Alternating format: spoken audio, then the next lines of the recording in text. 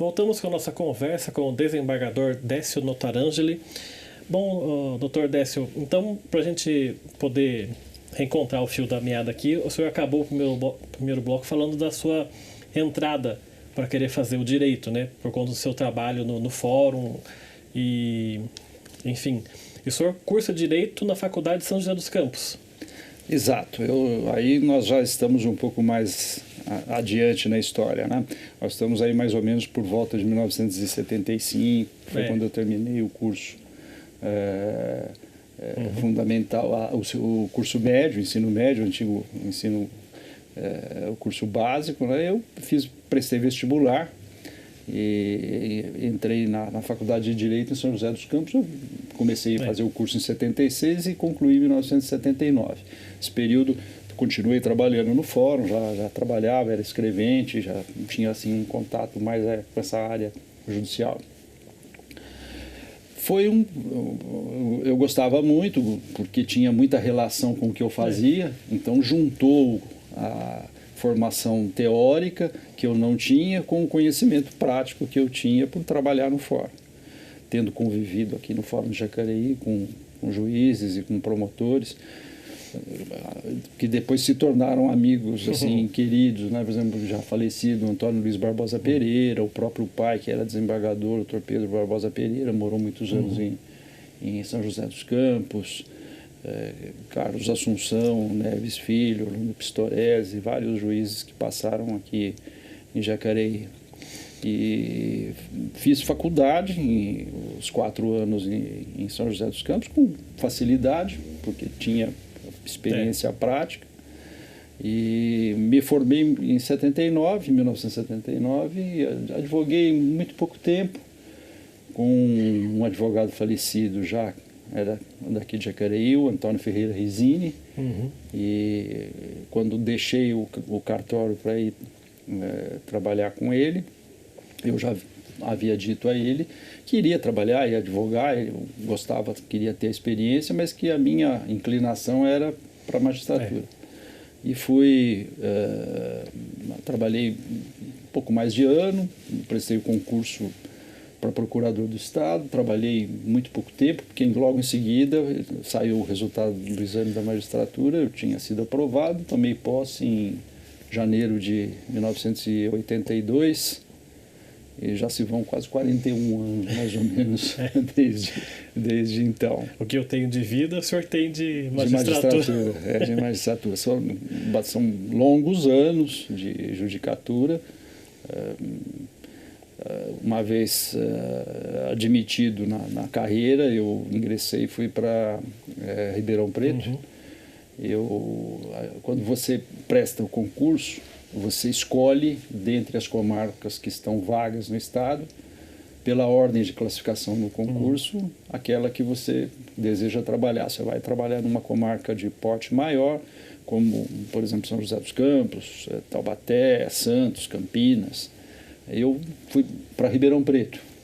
Eu decidi que gostaria de ficar distante de Jacareí. Conhecia muitas pessoas, e poderia eventualmente ter vindo para São José dos Campos, mas eu optei por não vir, queria começar numa região distante, porque o juiz precisa ter uma independência, que as amizades que eu tinha em Jacareí com certeza não iriam permitir isso. Então, ingressei na magistratura em 82 e lá fiquei 5 anos em Ribeirão Preto. Mudei para lá, transferi a residência. Fiquei morando 5 anos na região, fui juiz substituto durante quase 2 anos em Ribeirão Preto. Como juiz substituto, corri aquela região toda, né? Trabalhei em Guariba, Barretos, Ituverava, Igarapava, Jabuticabal, Monte Alto, Cravinho, Sertãozinho. Você conhece a região toda lá. Até Igarapava, que é a divisa, a última comarca na divisa com Minas. Do outro lado do rio, que a gente fala, né, do Rio Grande, já você passa para Planura, que já pertence ao estado de Minas Gerais, e Uberaba depois. Então, fiz carreira em Ribeirão. Minha primeira comarca foi Nuporanga, que fica próximo de Orlândia. Nuporanga é uma cidade muito pequena, né? Pequena. Nuporanga tem uma história engraçada de Nuporanga. Nuporanga foi comarca há muitos anos. Eu estou falando não quando eu fui para lá. Antes, quando eu fui para lá, ela tinha sido comarca muitos anos antes. Antes de Orlândia. Orlândia pertencia a Nuporanga. E havia um coronel em Orlândia muito influente politicamente na época. Nós estamos falando isso de início do século XX. E o coronel Junqueira um dia resolveu mudar a comarca de Nuporanga para Orlândia, e ele foi com os capangas, pegou os livros do registro, levou todos para Orlândia e mudou a comarca. E Nuporanga ficou pertencendo a Orlândia. E na década de 70, por volta dos anos 70, Nuporanga é a cidade natal da família do antigo procurador-geral Kujawski, a família Kujawski. E ele era procurador-geral de justiça, muito influente, e conseguiu criar, na época, a comarca de Nuporanga novamente. Foi criada uma cidade pequena, bonitinha, e o fórum tinha uma história muito engraçada, porque, embora fosse comarca, nunca tinha havido um crime de morte. Então, o salão do júri nunca tinha sido utilizado, nunca tinha sido feito nenhum júri. Estava novinho. Novinho. E entre os juízes, nós brincávamos, né? Assim, todo mundo tem que passar por Nuporanga, mas não pode fazer júri, não pode ter crime. Quem fizer o júri... E eu fui para Nuporanga, falei, bom, não quero inaugurar o salão do júri. E eu fiquei muito pouco tempo, fui promovido em setembro, e mais um colega de Ribeirão Preto adoeceu, eu precisei cobrir a vaga em Ribeirão Preto. Não inaugurou o júri? Não inaugurei, eu fiquei, na verdade, 1 semana, 2 semanas, só porque eu fui para Ribeirão Preto. E em fevereiro logo já me promovi para Sertãozinho. E passei ileso, não consegui inaugurar o Fórum de Nuporanga, e a gente ainda brincava entre nós que o Fórum de Nuporanga era mais ou menos como o cemitério do Odorico Paraguaçu. Bem amado. Do Bem Amado, exatamente. O Bem Amado queria inaugurar o cemitério e não conseguia. Precisava que alguém morresse para inaugurar o cemitério. Para poder inaugurar o cemitério. E o Fórum de Nuporanga era assim. Aí, passados alguns anos, houve um crime de morte em Nuporanga, então foi uma sensação, porque aconteceu o crime, mas infelizmente o réu era inimputável, então não pôde ser levado a julgamento, o fórum continuou sem usar o salão do júri. Enfim, essa história que eu estou contando é uma história, inclusive, que chegou a ser publicada uma vez no jornal Estado de São Paulo, há muitos anos, da história do Fórum de Nuporanga. Pois é, esse trabalho do senhor como juiz, né, de estar lá na frente do julgamento e poder julgar um crime, às vezes um crime bárbaro, né? Teve alguns casos que mais marcaram o senhor, ou seja, pela história que for, ou, sei lá, pelo tipo de crime, que o senhor possa lembrar para a gente aqui? Olha, eu fui juiz de Nuporanga, eu me promovi para Sertãozinho, que também é próximo de Ribeirão Preto, fui ser juiz na 2ª vara de Sertãozinho, que não fazia crime de morte, era a primeira vara que fazia, era menores, né? Fui juiz de menores lá, e não tinha júri, e não me lembro assim de nada muito especial na área criminal. De Sertãozinho eu me transferi para São Paulo, já vim como juiz auxiliar da capital, trabalhei aí já em varas de família, fiquei alguns anos em vara de família, por volta dos anos 90 eu fui para Osasco, uma vara civil, também não tenho assim, nenhuma lembrança de nada especial, e de lá vim para São Paulo já como juiz de uma vara criminal no Foro Regional de Pinheiros, na primeira vara criminal do Foro de Pinheiros. E ali fiquei bastante tempo, de 1995 até 2003. E era uma vara criminal, mas em foro regional, como os crimes de competência do foro regional são crimes punidos com detenção, Não havia assim nenhum crime maior, nada assim muito especial. Fiz júris em Ribeirão Preto, quando eu era juiz substituto, eu presidi algumas sessões do Tribunal do Júri, mas não era uma área assim que eu me identificasse, que eu gostasse muito, não. E em São Paulo, quando vim, fiquei nessa vara durante 8 anos até ser removido para o tribunal. É porque eu perguntei isso exatamente pela postura, né, que um juiz precisa ter em determinadas situações, né? Eu já participei de júri no fórum aqui como jurado, acho que umas 3 ou 4 vezes. E é interessante ficar assistindo ali como é que se portam as pessoas, né? E eu já entrevistei outros desembargadores, outros juízes, e eu pergunto para eles uma questão que é a seguinte: essa seriedade, esse comportamento sério que se tem que ter, torna, por exemplo, a pessoa, o cidadão Décio, uma pessoa insensível ou mais fria, digamos assim, no cotidiano, por, sei lá, lidar com esses tipos de situações, como o senhor falou, criminais, assim, ou o senhor consegue separar uma coisa da outra? Eu, pessoalmente, sempre procurei separar as coisas, né?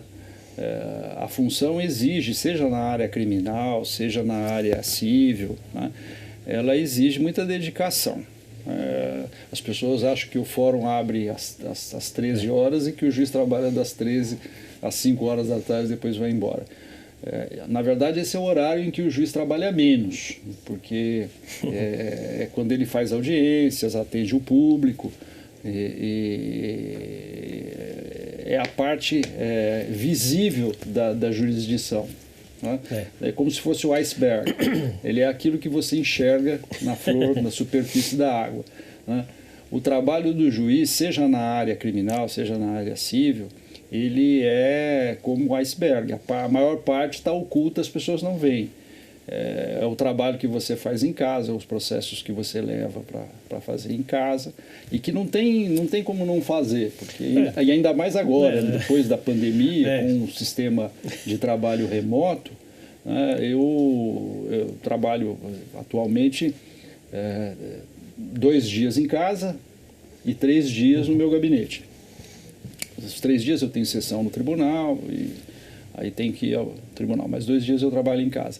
E os dias que eu trabalho em casa são os dias que eu trabalho mais, porque você liga o computador às 8 horas da manhã, você senta, começa a trabalhar, você levanta, almoça, senta, volta. Quando eu olho no relógio é meia-noite, 1 hora, quer dizer, você trabalha 10, 12 horas por dia, finais de semana, tudo, e não aparece. O que aparece é o dia que você vai ao tribunal. Então a gente diz que ir ao tribunal e participar da sessão é o social, porque quando você chega lá já está tudo mais ou menos encaminhado, tudo resolvido. Só que para você chegar na sessão do tribunal com o julgamento para ser feito, tem que trabalhar muito, exige muito. E são vários processos, né? Eu atuo na seção de Direito Público do Tribunal desde 2003. Não, desde 2006. Eu trabalhei 2 anos antes, eu tive convocado trabalhando na Corregedoria e eu só voltei em janeiro de 2006. Então, desde 2006 eu trabalho na seção de Direito Público. É uma área que é encarregada das ações de natureza tributária, impostos estaduais e impostos municipais, ICMS do Estado, ISS dos municípios, IPTU dos municípios. É responsável pelos processos que envolvem a tutela da probidade administrativa. Então, nós temos muitas ações de improbidade, temos mandados de segurança, temos as questões relacionadas com servidores públicos estaduais e de todos os municípios do Estado de São Paulo. Então, esse é o âmbito de atuação no direito público, é esse daí. Eu trabalho nessa área e lido com isso, e além da função da Câmara, onde eu estou, né, eu integro uma Câmara no Tribunal de Justiça. Eu sou membro também do órgão especial do Tribunal de Justiça, que é um colegiado maior, São 25 desembargadores, metade é por antiguidade e metade é eleita. E o presidente completa o colegiado, que são 25 pessoas. Então eu tenho os processos que são da Câmara e os processos que são do órgão especial. O órgão especial é o órgão mais importante do tribunal, é o colegiado mais importante. Julga as ações diretas de inconstitucionalidade das leis municipais do estado todo, julga as ações diretas de inconstitucionalidade dos atos legislativos do estado, da Assembleia Legislativa, do governador, o juiz natural para o julgamento das altas autoridades estaduais, né, no âmbito criminal, quando existe alguma autoridade, um deputado, um juiz, um promotor, no órgão especial do Tribunal de Justiça que eles respondem ao processo. Então, a minha atividade jurisdicional atualmente é dividida entre a Câmara, a 9ª Câmara de Direito Público, e o órgão especial do Tribunal de Justiça. Tá certo, vamos fazer então mais um intervalo aqui na nossa conversa. O Gente em Destaque volta daqui a pouco, até já.